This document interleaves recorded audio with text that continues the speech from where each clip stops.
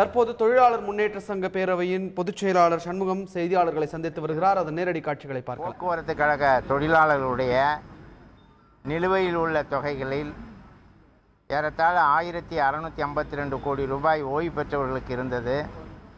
இவைகளில் 750 கோடி இப்பொழுது தருவதாகவும் 500 கோடி செப்டம்பரில் தருவதாக இதற்கு முன் எடுத்து சொன்னார்கள். பாக்கி தொகையை பற்றி சரியாக சொல்லாமல் இருந்ததனால் அந்த வேலை நிறுத்தம் வந்தது.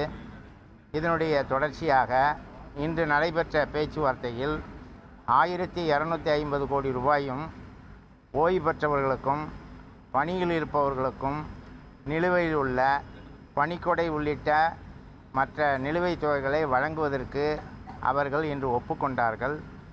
அது மட்டுமல்லாமல் நிர்வாகத்தை படிப்படியாக சீரமைப்பதற்கு அனைத்து நடவடிக்கைகளையும் விரைவில் தாங்கள் எடுப்பதாகவும் ஒத்துக்கொண்டிருக்கின்றார்கள். தொழிலாளர்களிடமிருந்து அவர்கள் ஊதியத்திலிருந்து பிடித்தம் செய்யப்படுகின்ற தொகைகளை அந்தந்த கணக்கில் எப்படி சேர்ப்பது என்பதை 3 மாத காலத்திற்குள் திட்டவட்டமாக எங்களுக்கு தெரிவிப்பதாகவும் எடுத்து கூறியிருக்கின்றார்கள்.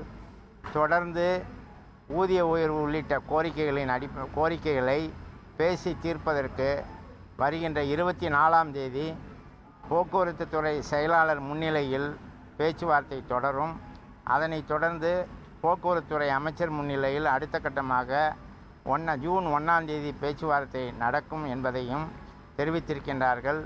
இந்த அளவில் இந்த பேச்சுவார்த்தையை இத்தோடு நாங்கள் ஏற்றுக்கொண்டு போக்குவரத்து கழக தொழிலாளர்கள் மிக ஒற்றுமையாக மிக சிறப்பாக நடத்திய அந்த போராட்டத்தை வாபஸ் பெறுகின்றோம் என்ற அந்த முடிவை இதன் மூலம் அறிவிக்கின்றோம்.